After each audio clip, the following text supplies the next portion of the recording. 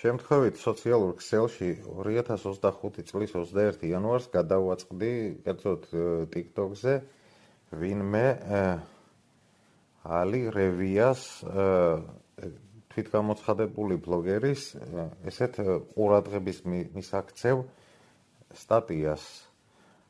ციტირებ, ამ ოზს იცნობდეთ მიშას პროპაგანდისტს და მიუთითებს გივი გნოლიძის მკვლელი, ვციტირებ, გოჩა ხორავა, ასახელებს ესე იგი გივი გნოლიძე მოუკლავს ესე იგი გოჩა ხორავას და აქ მთელი რიგი ეპითეტები აქვს ესე ციხის ზონავსკოი რაღაც ჟარგონებით და ჩემი ყურადღება განსაკუთრებით მიიქცია ესე იგი რომ ძინარე ქართველებსო დაადექიო და ესეთი ტერმინი აქვს გამოყენებული შენს 12 უკრაინელ ბენდერებთან ერთადო.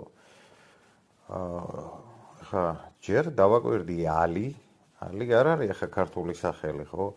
რევია, ხო, შეიძლება იყოს დასავლეთის წარმომავლობის გვარი.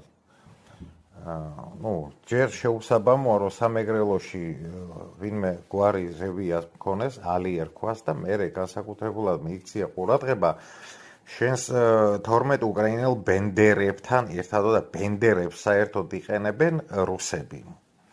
და რუსეთის მოყვარე მათი თანამზრახველები ესეთ ტერმინოლოგიას, რაშიც იგულისხმებენ უკრაინელებს. ეს არის ყნინობითი მიმართება, ეგრეთ წოდებული, რომ ვთქვათ და დავინტერესდი ამ პიროვნების ვინაობით, ვაფშე ვინ არის ეს წუწიაშვილი, შევედი მის გვერდზე. რა თქმა უნდა, მე ხა არ დავაყოვნე მას კომენტარი, რა თქმა უნდა, ამაზე რეაგირება გავწიე, რაზეც ეგრევე ვიყავი დაბლოკილი და შემდეგ წვდომა არა მაქვს მის TikTok გვერდზე. ესე იგი ამ საკითხთან დაკავშირებით საერთოდ არავის ხმა არ ამოუღია, მით უმეტეს უკრაინაში ვისაც აქ შეხება. მე თვითონ უკრაინის მოქალაქე ვარ, ქართველი და მონაწილეობა მიმიწვის უკრაინის ტერიტორიულ დაცვასთან ბრძოლებში, რუსების წინააღმდეგ და არა მარტო მე ვარ აქ ერთი ქართველი, ვინც არიან ქართველები, საერთოდ ამაზე ხმა არავის არ ამოუღია, იმიტომ კი არა, რომ რამე სამარცხვინო გჭირს, იმიტომ რომ თუ რაიმე არის საეჭვო ამაზე მიმდინარეობს შიდა გამოძიება, სამხედრო პროკურატურაა ჩართული, უშიშროების სამსახურია და მე არც ვადასტურებ და არც უარყოფ ვინმეს მონაწილეობას ამ საკითხთან დაკავშირებით და მით უმეტეს რა უფლება მაქვს ეხლა მე გავაკეთო განაცხადი იმ ხალხთან დაკავშირებით ჯერ რომელთაც არ ვიცნობ და მით უმეტეს როდესაც საქმის ვითარებაში არ ვარ გარკვეული. ეს წუწიაშვილი ვინმე ალი რევია, რომელიც თავს უფლებას აძლევს მით უმეტეს რომ არ იმყოფება უკრაინაში და არც უკრაინის მოქალაქე და არც საერთოდ რაიმე შეხება არ აქვს უკრაინის საომარ ვითარებასთან დაკავშირებით, ყველაზე მაგრად რომ იხევა, ყველაზე მეტად რომ იხევა ტრაკზე და შემოიწეწა ტრუსიკი, წერს ესეთ რაღაცებს, სხვადასხვა სოციალებში იქვაც ესევე მოიხსენიება, როგორც ალი რევიას ბლოგი. ემიგრანტებთან 15 წელი გავიდა, მას შემდეგ და ასე შემდეგ და რაც თვითონ ემიგრაციაშია და ემიგრანტებთანაც რაღაც კონტაქტი აქვს, ესე იგი. ახალგაზრდა ბიჭია, ესე ირლანდიური ისა აქვს, რა ქვია, წვერის ესეთი სპეციფიური ვარცხნილობა. ხო და ვნახე მისი პოსტები. ესე იგი დასანქცირებულია მშვიდობისათვისო ბიძინა ივანიშვილიო. გააზიარე მხარდასაჭერადო, ეს ერთი პოსტი უდევს. შემდეგ მოიწოდეთ და მხარდაჭერა ვაგრძნობინოთ ბიძინასო და პატივისცემა ჩემგანო ბატონო ბიძინაო, ესეთი პოსტიც უდევს. აქ ამ ვიდეოებში ჩავურთავ სკრინშოტის სახით და თქვენ თვითონ დარწმუნდებით, რომ ეს მისი გვერდიდან არის დასკრინული, ამოღებული და თანდართული აიგერ ვიდეო მასალაზე.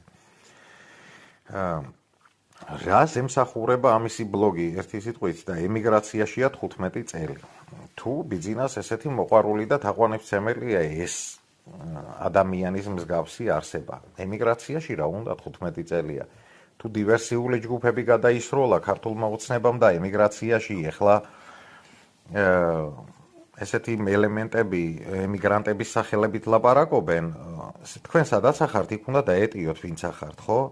ჩვენ გერმანიაში მყოფების სახელით არ ვაცხადებთ უკრაინაში მიმდინარე მოვლენებს და ყველამ თავის ბებიას მოუაროს ჯერ ეს ერთი და ჩვენ სადაც ავართ იქიდან ვიტყვით ჩვენ სათქმელს თავის დროზე როცა საჭირო იქნება ვინც ვართ აქ და ვისაც ჩვენ ხელგვეწიფება ამის თქმა და მეორეც ერთი და იმ დაღუპულს ვინც დაიღუპა იმას ყავს კიდე პატრონი და პატრონი როცა ხმას არიღებს შენ ვისი წუწიაშვილი ხარ შენ ნახევრად ინდაურივით გაპარსულო ქოჩორა ქათამს რო გავხარ აქედან და შენ ვიღაცებს უკვე მარკებს აკრავ და ესე იგი დანაშაული უკვე დასდე ბრალი გამოუტანე და ვიღაცაზე რაღაცებს ლაპარაკობ, როდესაც ოფიციალურ უწყებებს არ აქვთ ამაზე საერთოდ ნათქვამი და აქ მეომარ ბიჭებს არ აქვთ ამაზე შენ არაფერი ნათქვამი და შენ ვინ ხარ, ვისი წუწიაშვილი ხარ, ვის დაეწუწე ტრუსიკიდან შეჩემისა, რო გამოდიხარ აქ და ხმას ნამეტანს რო იღებ და თან უკრაინაზე ლაპარაკობ შენ. ასე რომ იქ ცოტა ის ბოზიაშვილები ვინც ახართ და ჭეჭყიაშვილები ვინც ახართ იქ ნაქართველოდან ცოტა მიაყენეთ ერთი ადგილები, კარგად ამოიცვით რუსიკები და რეზინები შემოიჭირეთ, რო არ ჩაგძვრეთ რა. თორე თქვენი სალაპარაკო არ არის უკრაინაში ვინ იომა და ვინ რა გააკეთა. კიდევ ერთხელ გახსენებთ ამას და ჩვენ ძალიან კარგად გვესმის ესეთი პროპაგანდისტული განაცხადები, რისკენ არის მიმართული და ვისი ინტერესებიდან გამომდინარეობს, რომ ეს რუსული ნარატივია და თქვენ გიდათ რომ დისკრედიტირება მოახდინოთ ქართველი მებრძოლების და ამაზე განსაკუთრებული აქცენტი დაუსვათ, ხო? საქართველოს მოსახლეობას და არა მარტო საქართველოს, სრულიად კავკასიას. თქვენ ცოტა ჭკვიანად იყავით მართლა, თორე იცი რა არის, მე ევროპაშიც ვერ დაიმალებით რა.